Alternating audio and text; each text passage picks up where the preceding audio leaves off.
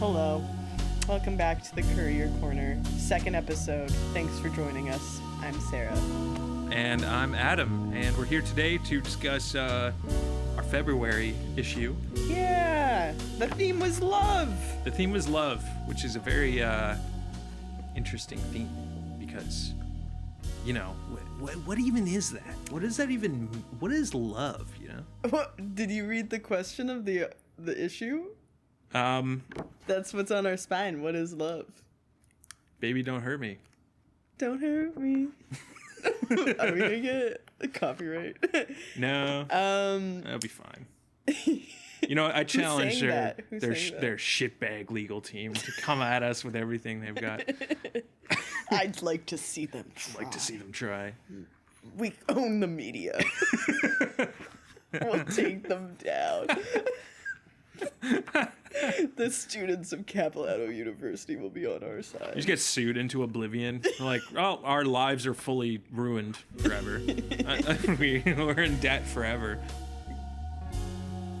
Okay, so here are the 5 articles that we are going to be reading today for the listeners.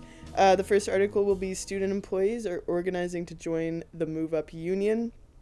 The second article will be the good, the bad, the ugly, navigating a lifelong struggle with sports. The third article will be making Black history in Vancouver and at CapU. The fourth article will be... I forget the name of it. I don't have the name of it in front of me. The lasers article. Let me bring it up. Sorry. And the last article, the 5th article, is called... Or, Sarah, do you want to read thank this? you. Okay. The 4th article will be lasers, dinosaur suits, and electronic beats. Oh my.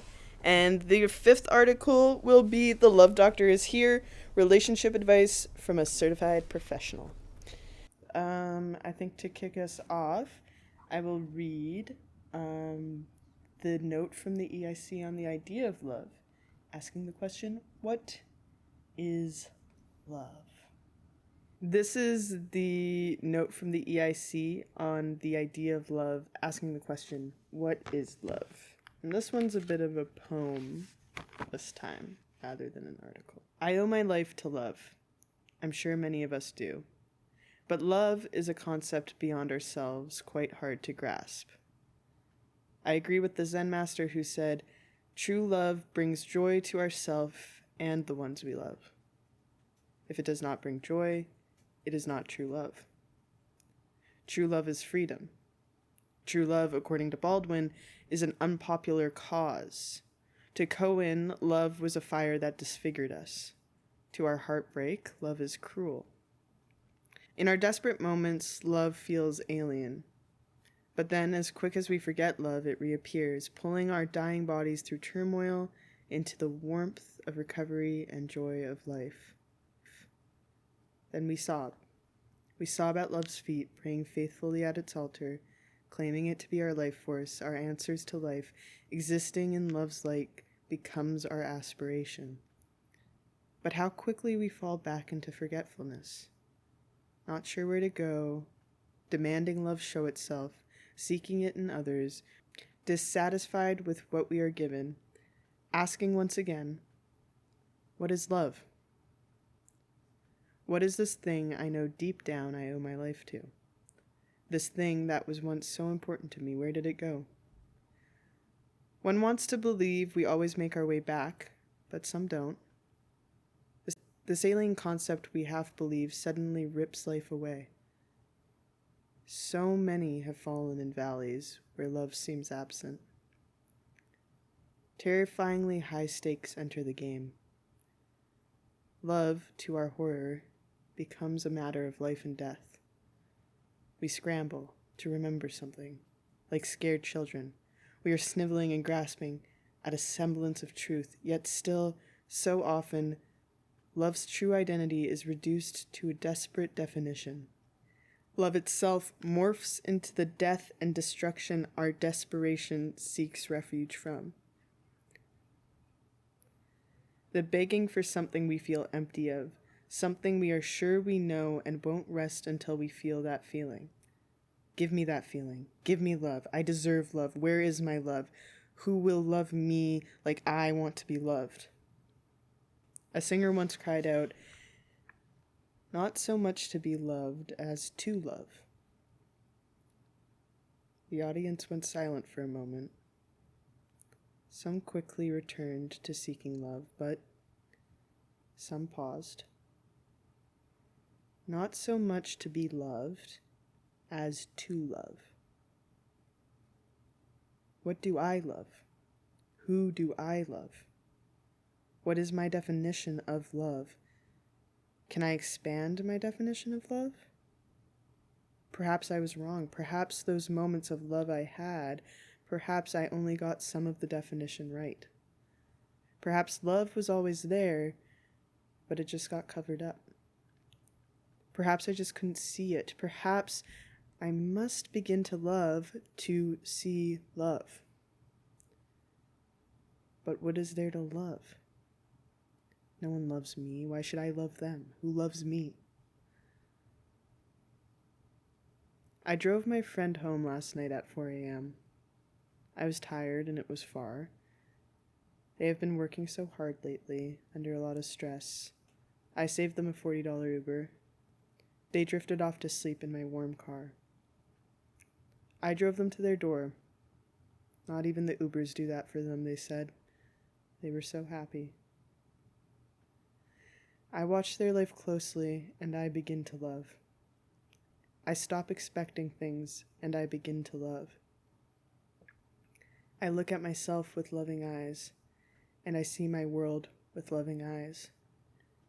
I'm still not sure what love is, and I don't have a way to get more, but I have a suspicion. In myself lies the universe. When I love myself, I love all. When I love all, I see with love. When I see with love, I see love. When I see love, I receive love. When I love, I see love and I receive love. So I become love. What joy to see all the many dimensions of life. What love breeds there. Rather than sprinting towards a prison defined by my own expectation, I look without the assumption of knowledge, take a pause, and try to look with love. But what happens when I forget, when I get lost, when there is pain I need to seek refuge from? So, love is the absence of pain? Yet it is the cause for so much. Yet it is the pain we feel that drives us to love. Is it possible, then, that in our pain is also love? The longer I live, the more deeply I learnt that love, whether we call it friendship or family or romance, is the work of mirroring and magnifying each other's light. James Baldwin.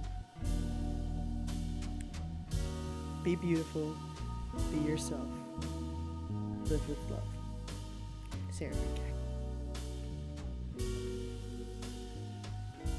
Our first article this month is student employees are organizing to join the MoveUP union.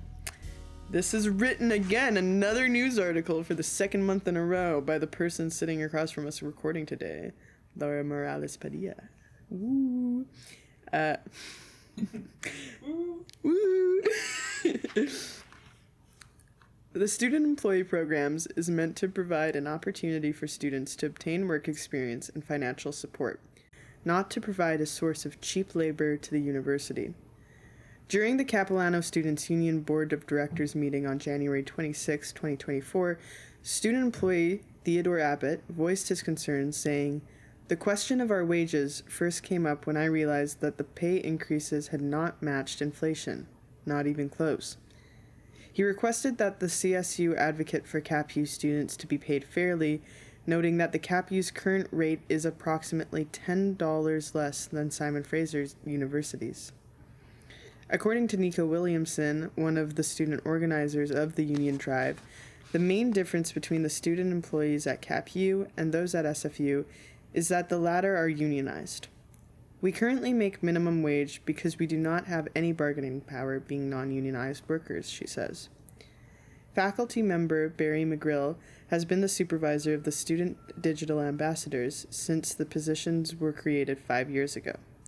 He indicated that they were paid at a rate that was about $3 an hour more than minimum wage at the time, and over the years, minimum wage has gone up, but the SDA's wage, tied to all other student job wages, has not kept up with that buffer. The final push to start the union drive, Williamson shared, was seeing how the MoveUP strike in the summer of 2023 impacted student employees. When a union goes on strike, union members receive pay while they're on the picket line. However, for student employees who were unable to work due to the strike, there was no compensation, she explained. The Courier reached out to the university's senior communications officer for an interview about this application and the implications for CapU if student employees are ultimately included in this bargaining unit. Melissa Nichols, Strategic Director, People, Culture, and Diversity, sent a statement. Nicholl points out, terms and conditions of employment would be negotiated by the union, and individual contractual flexibility between CapU and covered student employees would no longer be possible. A supervisor who has been working at CapU and part of MoveUP for over 7 years foresees that some flexibility would be lost concerning autonomy over position descriptions, duration of positions, and the number of postings. As with any issue, there are pros and cons to both positions. However, I'm in favor of adding to our membership. Students should have a resource to lean on if faced with unfair treatment from the employer, and should benefit from collective bargaining power of the CapU workforce, they say. On the other hand, individual contractual flexibility hasn't allowed wage increase negotiations. McGrill advocated for better pay for the SDAs a couple of years ago, arguing that there is a lot of training involved in their role, making it a skill job. As an explanation of why this wasn't possible, he says, I was told that all student employees were paid the same. This raises the question of who is benefiting from the contractual flexibility.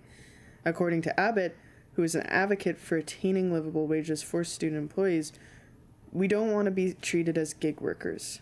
We want dignified employment.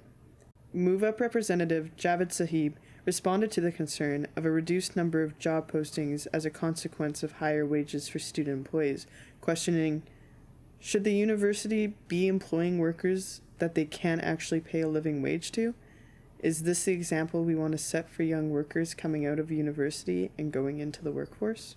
On December 20th, 2024, the BC Labour Relations Board received an application to include CapU students' employees in the Canadian Office and Professional Employees Union Local 378, also known as MoveUP, the union representing non-faculty and non-management workers at CapU. Meanwhile, CapU was required to send a list of all student employees to verify that the required support of 45% of student employees was met. Right. The union withdrew the application right after CapU's list was submitted on December 24th, as they realized that the 41 membership cards collected didn't meet the minimum threshold of 49. It is a challenge to keep track of the number of student employees since they are distributed in multiple departments and are often hired for only 4 months, explained Williamson. Since the union drive organizers couldn't get the official number until after the application was sent to the LRB, they had been building a list based on conversations with other student employees, which led to 74 names. The list sent by the university on December 24th included a staggering 108 names. Student organizers were surprised by this number, but MoveUP representatives were indignant. As it turns out, on October 4th, 2024, Union Representative Nathan Beausoleil requested a list of all student employees from Human Resources and, at the end of the month, received a list with 43 names. This was less than half of the names provided to the LRB 4 days after it was requested. Apparently, the number of student employees at CapU depends on who's asking, commented one of the student organizers, who reviewed the list sent to the union and found that several student employee positions were missing. This included career ambassadors, research assistants, residence advisors, and peer tutors from the Writing Center. Javed Sahib, the union representative who has been collaborating with student organizers, suspects that this inflating of the list at the application and providing the union with a substantially shorter list was a tactic used to avoid the workers getting fair representation. I hope the student workers take notice and know the union has not been deterred, but rather motivated to push forward. I'm pro-union, but I'm mainly pro-you guys, said a supervisor who has been assigned a student employee to support their role for the last 5 years. They explained that the flexibility student employees would like to maintain in terms of how many hours they work, the option of working remotely, or the duration of their contracts are some of the many aspects to be discussed with the union representatives and the university. They went on to say, that's what bargaining is for. But most importantly, with or without the union, don't forget the power you have for being students. You are the main stakeholders. Yay, what a article. It's nice. I wanted to share this one with the podcast because, again, I've been talking so much about how much I've been liking the archive, and I think that this is another good archival article to kind of put into the history of Capilano University, and hope, just to see what the progression of the unionization might be, what the conditions are that are getting in the way of the goals of unionization, and just what the tensions are surrounding this topic.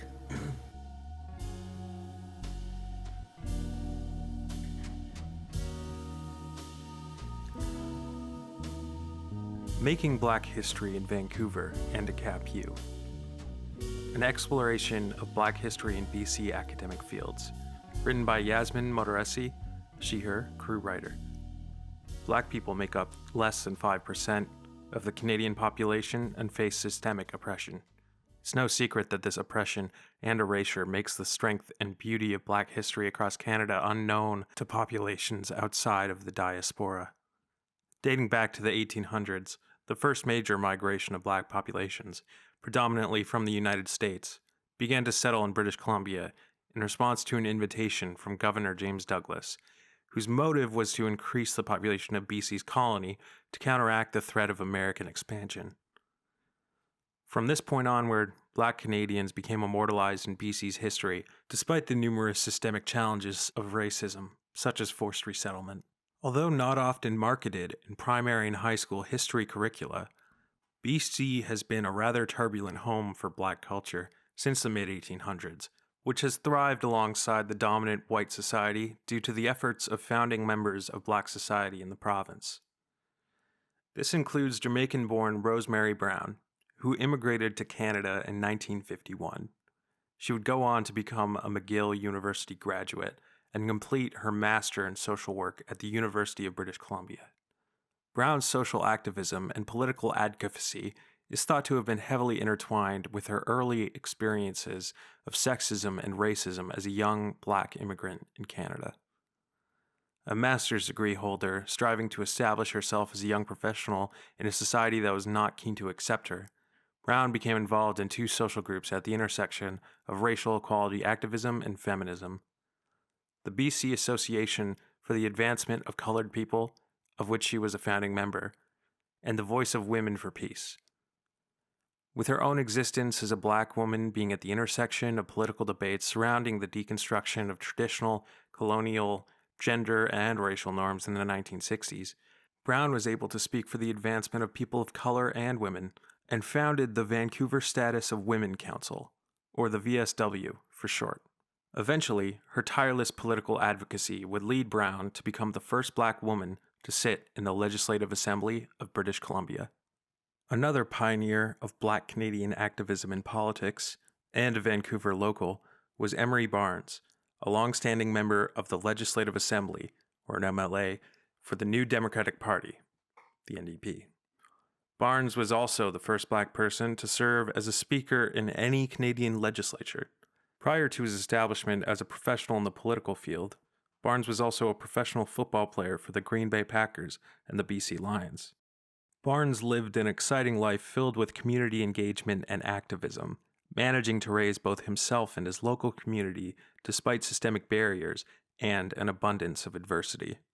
Despite Barnes's passing, his legacy in British Columbia lives on in politics and the lives he was able to touch. He is survived by his daughter, Constance Barnes, who continues her father's work. As a relatively young institution, founded only in 1968, CapU has a modest history within academia compared to other institutions in BC. A strong Black history and culture within the institution is challenging to reminisce on, because the institution itself is still evolving as a unique space for learning and community engagement. While it can be difficult to link historic figures directly to the school, students in 2025 have the privilege of observing the creation of diverse cultures in real time, which includes the contributions of Black scholars and members of the greater Vancouver community. In the academic department, CapU is home to an incredible scholar who also happens to be a Caribbean woman of African descent, Susan Romeo Gilbert. Having accumulated degrees and experiences around the world, Romeo Gilbert now pursues teaching and research in the CapU Faculty of Business and Professional Studies, with interests in topics ranging from business intelligence and analytics, information governance, and efforts to systematically address and resolve the issue of a lack of representation for Black women in technology since 1980. Her advocacy for showcasing the vast diversity of African cultures and history is not limited to exclusively research-based pursuits. Romeo Gilbert has consistently demonstrated social organization and leadership as the chair of the Planning Committee for Black History Month at CapU. The committee consists of 25 strong members and volunteers alike. The activities are ongoing throughout the entire month of February for this year's 2025 pursuits. In 2024, Professor Romeo Gilbert facilitated a month's worth of community engagement, education, and immersive cultural experiences for Black History Month. The theme was Black Resistance in 2023, and Black Excellence, a Heritage to Celebrate, a Future to Build in 2024. Both themes eloquently highlighting the literal history of the African diaspora's resistance against oppression across the imperialist world, and emphasize the exploration of Black history itself, and its celebration in the modern era, as a form of resistance against systemic oppression throughout the past to present day.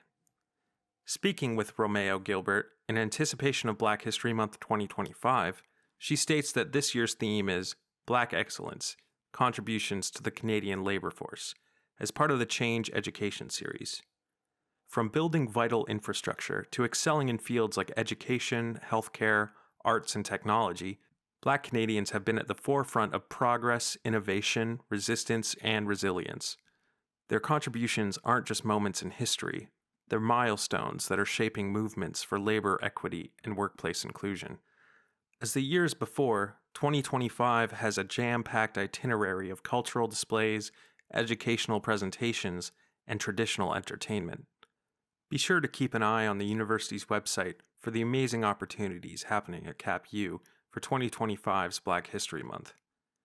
To conclude the essence of why Black History Month is such a vital part of the year, Professor Romeo Gilbert reminds the student body and faculty, quote, "It is important to remember that any celebration is based on an understanding that African history predates the history of slavery. The intention is to continue to educate the Capilano University community on the pre- and post-slavery Africa's influence on the world history stage." End quote. Lasers, dinosaur suits, and electronic beats. Oh my! Navigating the terrain of adult entertainment with anxiety issues. Written by Yasmine Modaresi, she/her, crew writer. A universal teenage experience seems to be a sudden slap in the face by reality and being seen as a weirdo by the world. In the past, the weirdo was the guy in your computer science class who filled the entire lecture with an odor of fermenting bean soup, or the girl who, for some reason, collected prosthetic feet. But now you're 18 years old, a government-sanctioned adult, and you're self-isolating at the height of Friday night, watching a 2-hour documentary about the intelligence of slime molds. For me, this was peak entertainment, but the notifications were blowing up so profusely that my phone vibrated its way right to the counter's edge, falling to the floor with a clunk. I picked it up and saw that my friends wanted me to leave the comfort of my home, the audacity, and spontaneously join them in a coming-of-age movie-type journey where, collectively, we all drink poison and jump around with a bunch of strangers while lasers flash and electronic beats reverberate through the pits of our stomachs. That night, I was locked into the documentary, a rush of adrenaline overtaking me at the time-lapse of slime mold making its way through a maze replica of Tokyo. The idea of being perceived and engaging with hundreds of people wasn't enticing, but I didn't really have a choice. Quote, "If you're not ready in 15 minutes, I'm gonna kidnap you," end quote. Read the text bubble from my girlfriend. She meant business, and I know this for a fact, because I'd been forcefully stuffed into her car's trunk before. I didn't know what to do, but I knew that I had to shield myself from the looming potential of sensory overload and avoid a social anxiety-induced panic attack. I had plushies, slime, a litany of candy, and UV protection sunglasses. All were wonderful additions to my battle equipment, but somehow still not enough. I needed a second skin, something to shield me from being perceived, which was when I remembered my beloved inflatable dinosaur suit. The environment around me would be foreign, invigorating and turbulent, as is the nature of side quests of youth under the cover of night. And so, just like any good wizard, I had to arm myself with tools of magic, like my party regalia.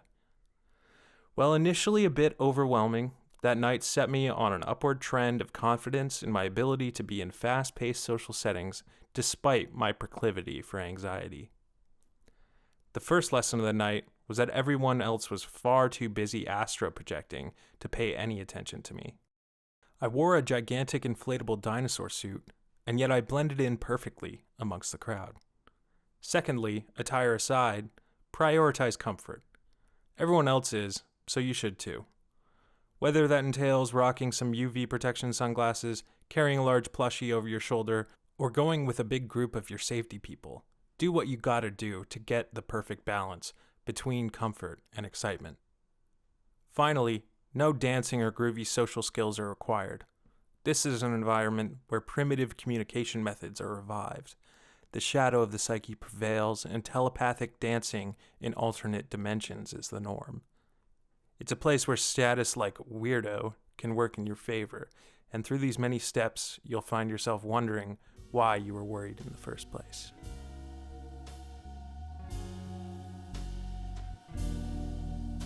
The good, the bad, the ugly, navigating a lifelong struggle with sports. This is from our sports editor, Leah Krusemeyer, and let's get into it. For as long as I can remember, sports have been a part of my life. Growing up, I wasn't just encouraged to stay active, I was expected to. Whether it was swimming lessons, gymnastics, taekwondo, or weekend tennis tournaments, my schedule was filled with activities designed to get me moving. It seemed like a good thing at the time. After all, exercise is supposed to be fun, right? But for me, it never felt that way. From an early age, I was told I was overweight. It wasn't always said with words, but it was there in the way relatives commented on my size, in the way coaches pushed me harder than others, in the way other kids teased me. Sports quickly became less about enjoyment and more about trying to fit into a mold I didn't ask to be part of. I threw myself into activities, hoping that the hours spent sweating would eventually translate into the version of myself I was told I needed to become. But no matter how many laps I swam, tennis tournaments I played, and taekwondo lessons I attended, the weight didn't come off the way that I was promised it would. The numbers on the scale became a measure of failure rather than progress, and every failed attempt at fixing my body made me resent the very thing that was supposed to bring me joy. Still, I didn't stop. I stayed active because I thought I had to, not because I wanted to. Sports became a chore, an obligation, something I tolerated rather than embraced. I'd look around at people who genuinely seemed to love running or swimming and wonder what I was missing. How could they enjoy something that felt so tied to shame for me? The turning point came last year, but not in a way that I expected. After years of chasing an ideal that was never going to happen, I began to unlearn the idea that my worth was tied to my size. This wasn't an overnight transformation. It took time, a lot of reflection, and the realization that I had been sold the lie that my body needed to change to deserve love and respect. Once I started to see my body not as something to fix, but as something to care for, everything shifted. For the first time, I stepped into a gym without the weight of expectation. I wasn't there to lose weight or to prove anything to anyone. I was there because I wanted to see what my body could do. I started small, trying exercises I used to avoid because I thought I wouldn't be good at them. And to my surprise, I found myself enjoying it. Zumba became a favorite. There was something empowering about watching my body remember routines, about realizing I could follow the instructor faster today than I could last week. It wasn't about the scale or how I looked in the mirror. It was about feeling capable. Running, something I used to dread, also began to change for me. I stopped focusing on how far or how fast I could go and started running just to clear my mind. Podcast on and thoughts off. With every step, I felt a little more in tune with myself. What surprised me the most was how much joy I started to feel in these moments. The gym became a place of celebration rather than punishment, a space where I could push my limits not because I hated my body, but because I appreciated it. Looking back, I realized the problem wasn't with sports themselves. It was with the narrative I had been handed about why I should do them. For so long, exercise had been framed as a means to an end, a way to better achieve a better version of myself. But now, I see it differently. Sports aren't about fixing myself. They're about celebrating who I already am. Today, I feel at home in my body, and that has made all the difference. Sports have become a source of joy and connection, and a way to honor what my body can do rather than punish it for what it can't. I wish I could go back and tell my younger self that she didn't need to change a thing, that she was enough just as she was. It's taken years, but I finally found the joy in motion, and for the first time, it feels like it was worth the wait. So that was Leia's article. I'm so happy to have chosen that one this month. It's just because love is such a right part of this, about loving ourselves, about how that shift in perspective brings about kind of so much more joy and engagement with life in a way that you weren't sure of. I resonated with this one for kind of like, I haven't been an athlete, so it's kind of like the other side, but I have been like a kid that always hated exercising and was pretty chubby for the most part my whole life. And even now I'm not like fit per se, but it's like, I don't know. I don't complain. I'm fine. I feel good in my body most days. But I think it's I really love this one because it dismantles any sort of at the risk of like outing myself as someone that was fairly problematic in my younger years by today's definition. I definitely used to be like body positivity, what? Like, you can't even, come on, just get skinny. And then now I think about it, and I have friends that are like, I've had longer conversations with that have like, over the years definitely like changed a lot and my perspective now. But that's the exact kind of thing I wish I could have read when I was younger, and I didn't really have that kind of like more empathetic viewpoint to people that are trying to be accepting of their own bodies. Yeah. Which seems crazy now because I think of it like I've always, and like it's like, oh, like I've always been trying to do that. The Love Doctor is here. Relationship advice from a certified professional. Now, as a certified professional, I got everyone on the Courier crew. This is Adam Wallace speaking. I got everyone on the crew to send in questions that they had about their relationships, various problems they've been facing, and I just I put my thinking cap on, and I really tried to just help other people with their various predicaments, I guess you would call them, in their relationships that they've been feeling. Very noble. Yeah, I think it's very noble. It's very I mean, I'm humble about it though. I'm not trying to brag about how good of a thing I did. I'm excited. I'm excited to see this relationship. Like I think it's a really like selfless thing that you did. I think it's really Thank you. important that you gave this advice. I mean, I don't know if you'd call me a hero, but I if you want to. Let me be the first to say. Well, you wouldn't be the first. But... well, from the hero himself, let's hear All right. what the Love Doctor has to say. The Love Doctor is here. Adam Wallace answers various contributors' questions about a crazy little thing called love. Laura actually has come in with the first question today. Laura, do you have a question? Yes, thank you. Okay. Recently, my girlfriend moved to Toronto for university. While we still love each other very much, the distance between us is tough. Is there anything to do to make a long-distance relationship easier? That's a good question, Laura. A very classic question. I get this one all the time. You hear a lot of people advise against doing long distance, but it can absolutely work. In our wonderful age of technology, we have the ability to keep track of where everyone is at any time, something that has transformed relationships for the better. What you need to do is to be in constant communication with your girlfriend and consistently ask her to drop pins showing her exact location. Now, there's a chance she could refuse, saying you're being overbearing, but what I would say is this. What is she hiding from you? Your girlfriend is currently in the midst of meeting plenty of new people, and it's difficult to imagine she wouldn't have sexual chemistry with some of them.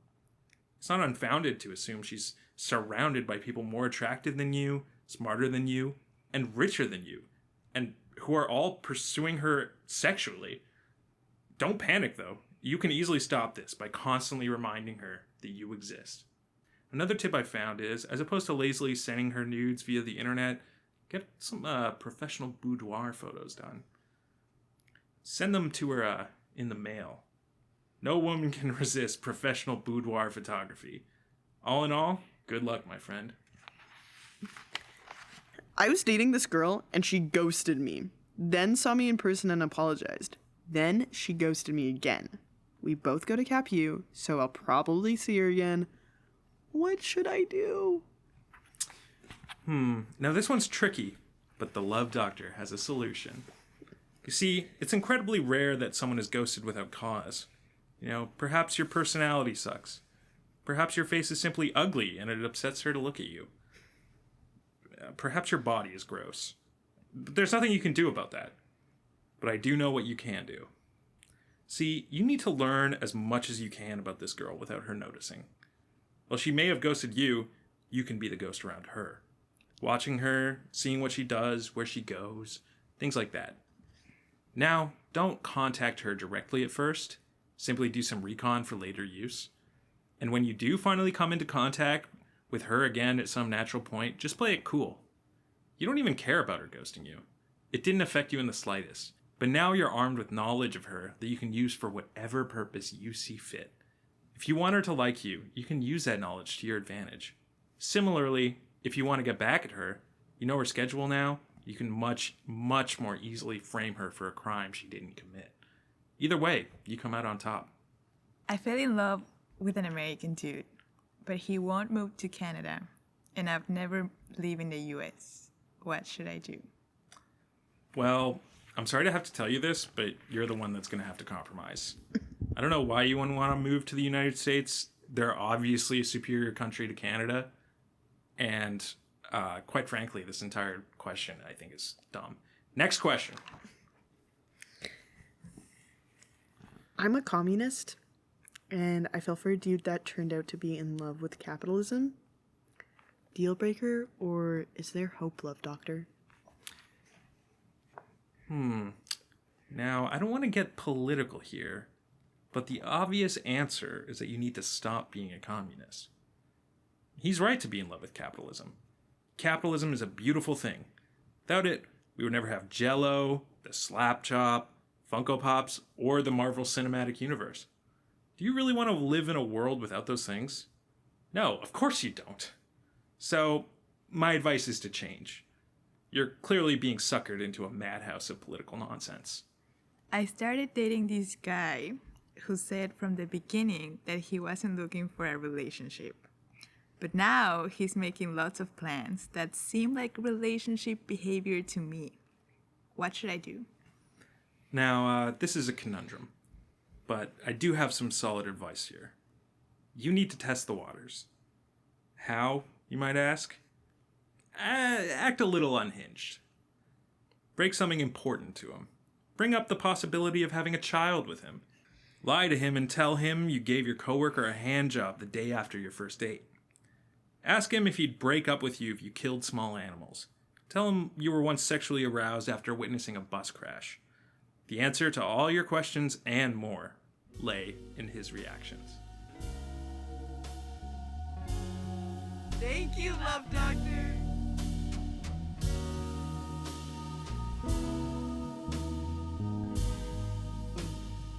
So that's it. That's the end. Those are our articles for the month, all about love, especially. I think we were just so lucky to have the Love Doctor in the office with us, helping us out. I think that Yeah. was a real privilege. Who is that guy? He's a mystery, you know? He's a genius. He comes in through the window. He always just kind of appears typically He on sounds a not like crescent moon. a good person. If Not he's a coming great- in through yeah. windows. Yeah. His advice, though, was, can I be honest? Yeah. I don't think it was the best advice. I A lot of it. I should say, as a co-EIC of the Courier, maybe it's not the most sound advice for relationships. I mean, look, but we're not man- trying to tell you what to do, but maybe, I don't know, just make your own best decision. We're not trying to tell you what to do, but the Capilano Courier does not condone the advice of the Love Doctor, although we love him. I mean, he's the Love Doctor. He's the Love Doctor. That The was Love a Doctor, if you will. breaking bit right now. That was a fun article to write. Yeah. That was like, I don't know. It just felt very satisfying to just be like, what are the worst tendencies in relationships that I've observed? Yeah. And then, like, What is anti-love? what is what is the opposite of love? But not hate, just anti-love. Like, weirdly Fearful control. fearful control, naivete. Lack of understanding. There and we it go. all comes back to understanding and love. Yeah. What have you been loving? Ooh, that's a good question, Adam. Yeah. What have I Thank been you. loving recently? Werner Herzog. The first thing to come to mind was the first thing honestly to come to mind was movies. I've had taken a break from film school. I took a year off. And I had a lot of burnout going on, and I had such a deep passion for film before I got into art school, and it was just like thrumming. It was so it got me to do a lot of stuff. But in the midst of my burnout, I really just kind of became disconnected from film, and I hadn't been watching a lot of stuff. Right.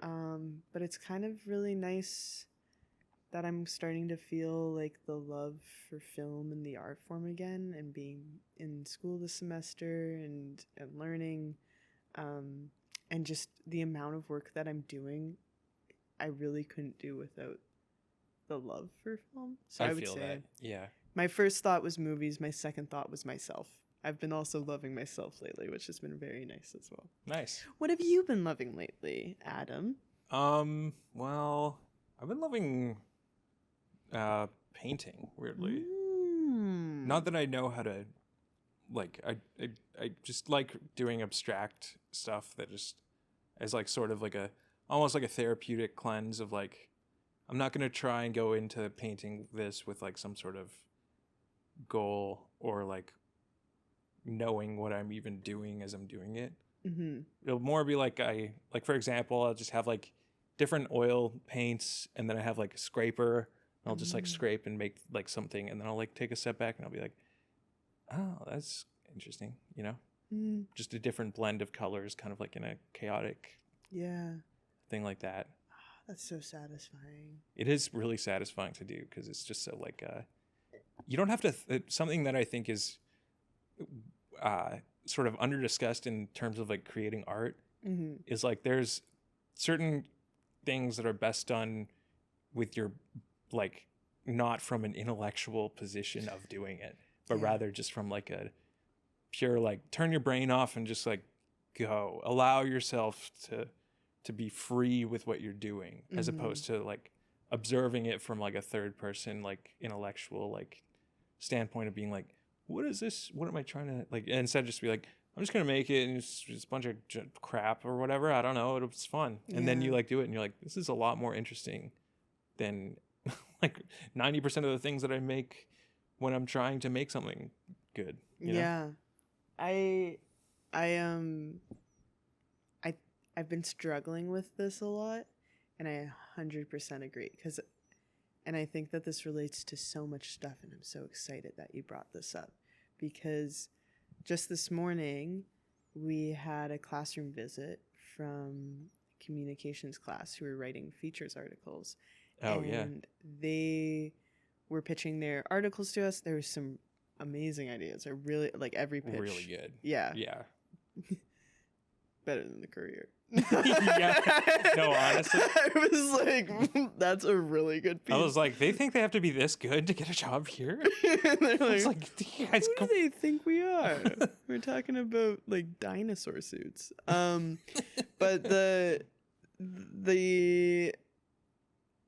two people that we were talking with today, they were like, I've got all these ideas. I'm going and I have so much, like this whole cloud of ideas in all these different directions. And they were working from such a intellectual standpoint on it. And I knew it so deeply, like I had been in their exact position. And I feel like that's been so much my approach to art for so long, is like, I'm going to solve the world with my art, you know? And I'm going to make this like human thing, and it's going to be philosophical, and it's going to like, and I'm going to like deconstruct all like what are the attributes to make this good, and how can I like include all of these things. And you go from this very big thing that you're trying and intellectually approaching the art form. But what we got to at the end of the conversation with these people, and the thing that I'm starting to realize, and I think the thing that is so beautiful about the art making that you're talking about, is that really when it comes down to it, you can think so much about it and you can plan so much, but at some point you have to write, or at some point you have to make the art. And it's the act of creation itself. It's the like sitting there and just like, okay, I've absorbed all this information, and now I'm gonna let my mind wander, and I'm gonna imagine, and I'm gonna go intuitively with like the story and where it's carrying me, and see what comes out of that and start shaping that process, rather than like I have it down in my head and I'm just gonna, you know, transcribe that. Well, I find it interesting is like different art forms like kind of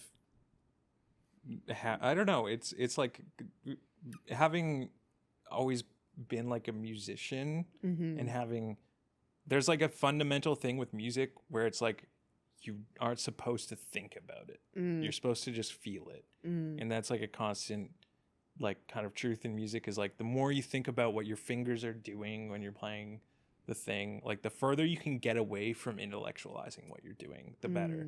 And the more you can just listen and just experience and not think.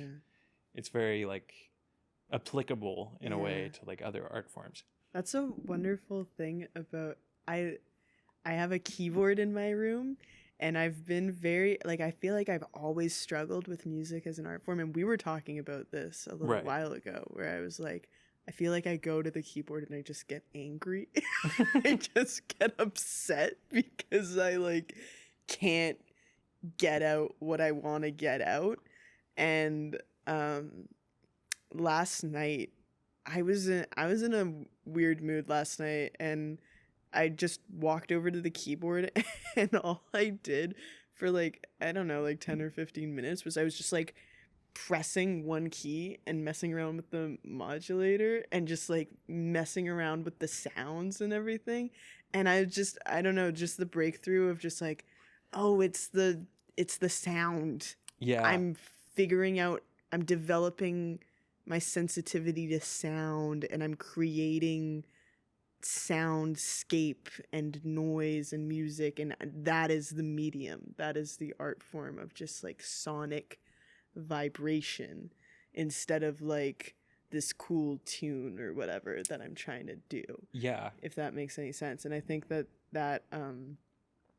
that's like such an exciting breakthrough that I've gotten with music. It's also kind of, It's exciting in the sense of like learning. I think for any like art form, you have to realize that you have to start with nothing as opposed to starting with the final product. yeah, In a weird way. yeah. Like that's a big thing in screenwriting too, is this idea of like, you can't just have a screenplay. Yeah. You have nothing. And then you start writing, and it's like, it's more about that, finding it as you're going than you realize, and trying to like reverse engineer it from this grandiose idea that you have. It's like kind of, it's overwhelming and impossible in a way.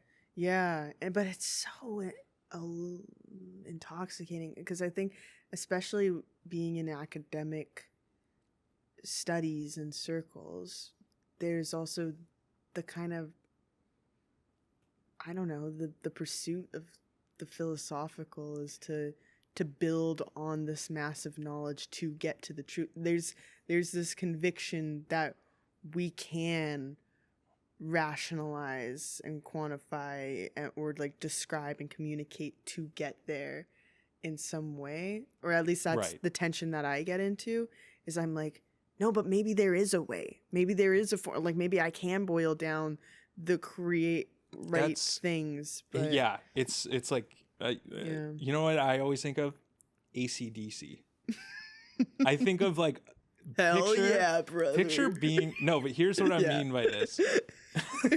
Like, picture being like a jazz student. yeah, You've worked your whole life to understand music. You can write it in 1,000 different ways. Like you understand modes and like modulations for like, and chord changes that you have taken from other cultures that there's like one place in the world where they thought to do that, and you listen to it and you go, oh my God. And then you like combine it all into this amazing thing, and people listen to it and go, what? And then AC/DC is like awesome. And they're just like, yeah, I don't know, just fucking same 4 chords, whatever. Where you plug the guitar straight into the amp, no effects on anything. It doesn't matter. And you listen to AC/DC and you're like, dude, fuck, hell yeah. I love AC/DC. I do love AC/DC. I can't not. Yeah. I wish I was one of those people that was like, AC/DC, come on. And then I throw on Thunderstruck and I'm just like, oh my God, this is so good. Hell's Bells. Hell's Bells. I'm like, damn. Like, you know, I actually think Thunderstruck's a really well composed song. The way the guitar dances like lightning is kind of entrancing.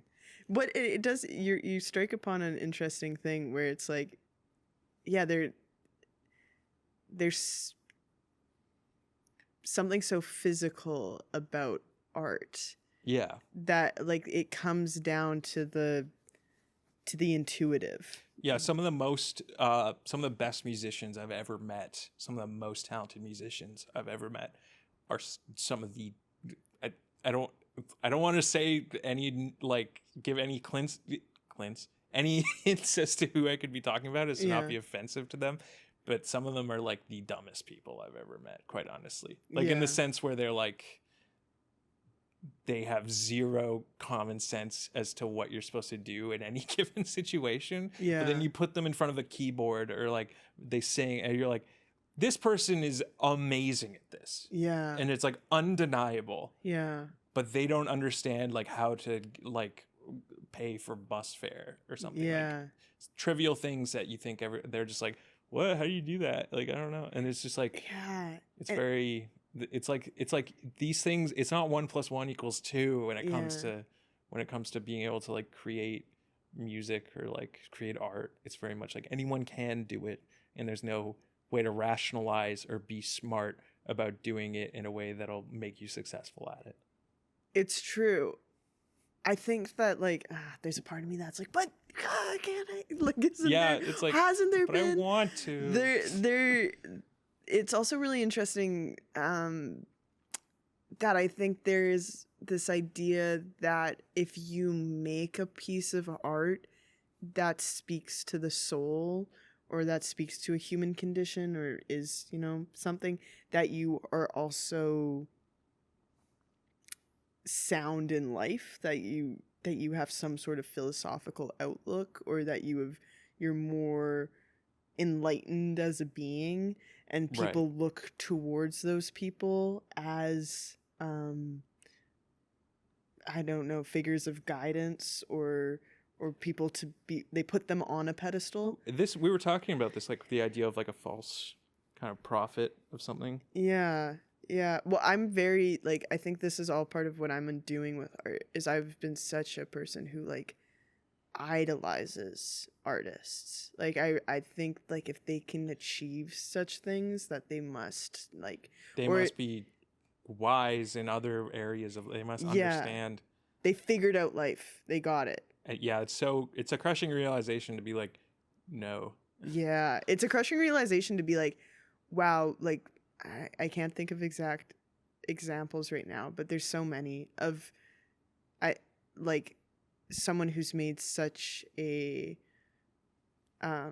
piece of work that enlightens your being, and that helps you grow in so many ways, and then they do acts in their own life that you can't rationalize, or are so fundamentally flawed, right? Like the easy one that's coming to mind right now is like Roman Polanski, for example. Yeah. Like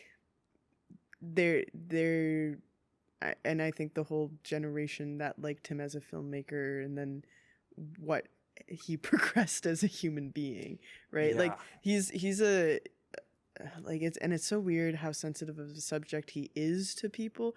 Like he's an interesting being example. In film school is interesting for the fact that he's still often kind of brought up as if like this kind of genius filmmaker, and we should kind of be following in his artistic footstep, and then they kind of are like, but also like, and also, it's not, don't. He is convicted of statutory rape and cannot come back to America. It's just like little flee. asterisks. They're like, by the way, don't like do everything you do. Yeah. Like, oh, not good. Yeah. But they're like, Rosemary's Baby though, Chinatown, terrific. But it's really interesting, and I think that's also the discussion that's coming up with present day, and kind of a result of Hollywood and the celebrity system and everything, is that a person's personality is now tied into their art form, whereas before it was never like, there was a painting, there was a piece of work, but the personality of that person, the interviews was a foreign concept, and now it's a necessary. And interviews is one thing, but now it's almost like you have to live your entire life online as well as you live it in person, or else for some people it seems like you don't even exist. Yeah. Or that's the idea. I mean, it's a fundamental lie of our time that you have to be like on social media. But it's like, for some, I feel bad for, and something that comes up so much, I feel like in my day-to-day life, I get frustrated when I see people on Instagram that are like, I would say in similar positions to me, where they're like, oh, I like being an artist, I like making music, but they're hustling on Instagram. Yeah. And I see that and I just go like, what? Yeah. No. And I kind of am like, because that means I should be doing that maybe. And then it kind of just creates this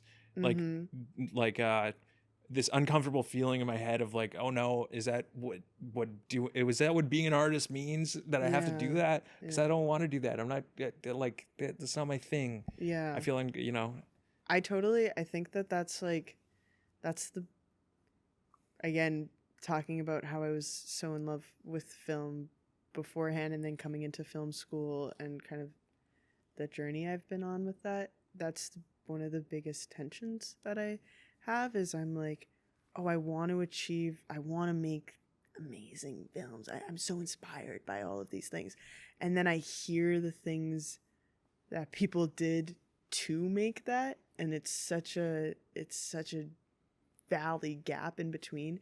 Or I hear like the example I always go back to was like Apocalypse Now was like, when I watched that, it was like my mind was like, oh my God, like so amazing. Good. I was like, I want to make a movie like that, you know, like I want to take that on. And then I watched Hearts of Darkness. It's so funny how fundamentally ambitious you are. Because like when I watched Apocalypse Now for the first time, I was like, I couldn't do this. Like, this is too hard. It's like, this seems like too much work. Yeah, but in my head, I watched like I don't know, what's like a small drama about people living or like a low budget horror movie or something. I would be like, oh, I could, you know, that could be doable. But I'm not like, I'd be like, Apocalypse Now, so I got to be. Whoa. Well, I think part of my charm of my ambition is because I just have no concept of what it takes to do that.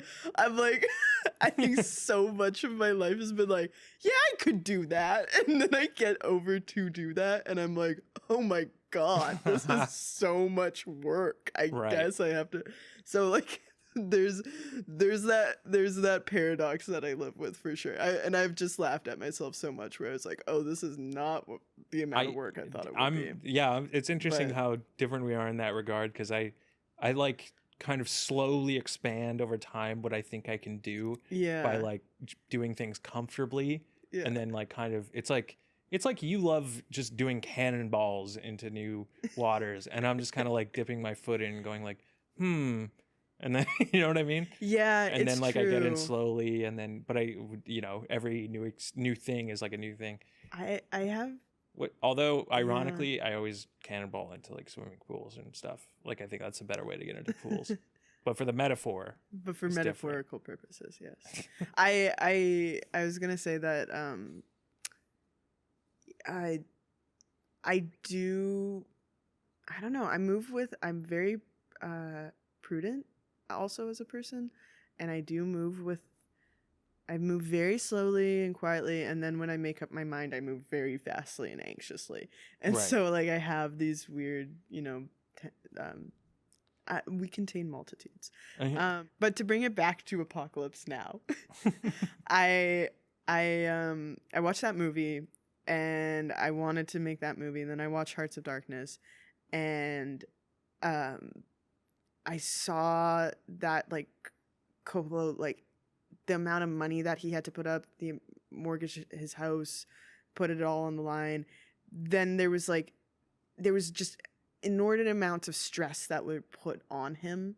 Yeah. And one of the details that they mentioned in the documentary that was just nothing to them as part of like the litany of things was that he had made a deal with the Marcos dictatorship for the helicopters, and that he basically like I forget how much money going to a dictator and being like, I need to borrow some helicopters. But it wasn't even borrowing. Like he gave them like a couple $100,000 or something to have the helicopters on call, which is like, and then they gave money to a dictator, exactly, which is and they were just kind of like, this is nothing part, like, oh, and he had to do this.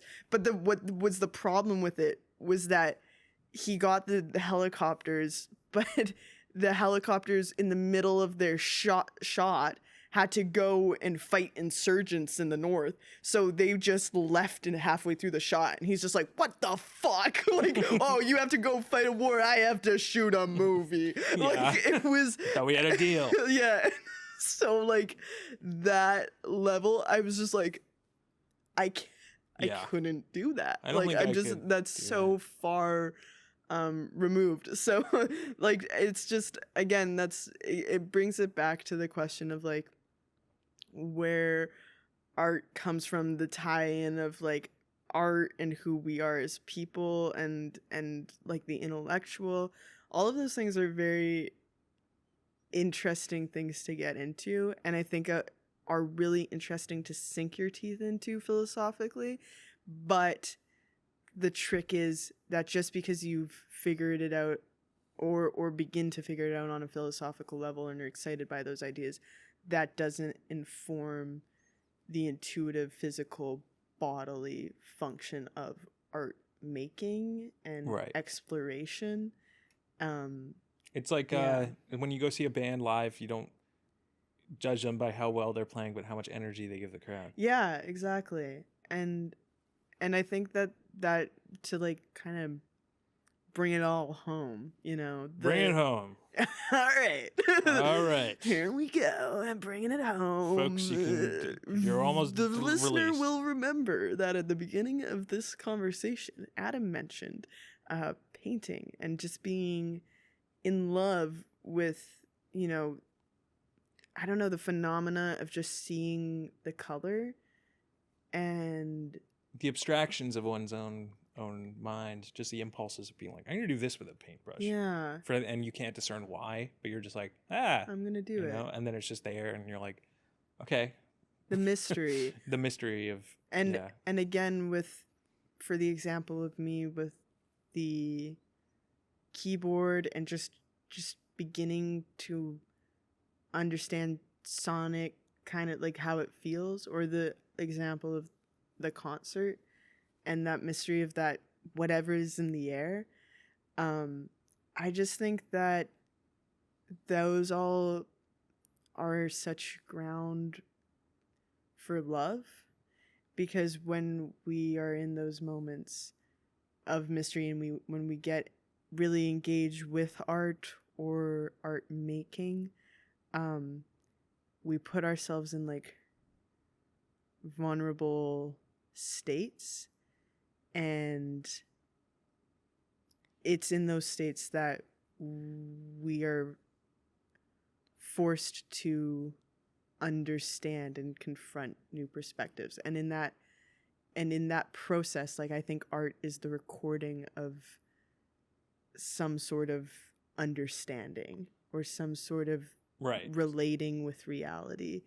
And it's these archives of how we relate with our reality in different ways. And when, I don't know, it's these pockets of understanding, and I think in those pockets of understanding is where love lies. That's love. my thing. Choose love when you come to those crossroads of art. I'm not beautiful. Good at this. I shouldn't be. Thank you, talking. Adam. I got a sandwich in my fridge at home. I'm gonna go eat. Yeah. Choose love at those crossroads of art, everyone. And thank you for listening to episode 2 of the Capilano Courier Corner podcast. Yeah, what's it called? I don't even. The Courier Corner. Episode 2 of the. Yeah, it's Okay. Rebranded Courier Corner. It's the opposite corner. We're the Courier Kitty Corner, it should be called, because we're kitty corner from where the corner was. It's true. Thank you for listening to episode 2 of the Courier Kitty. Have a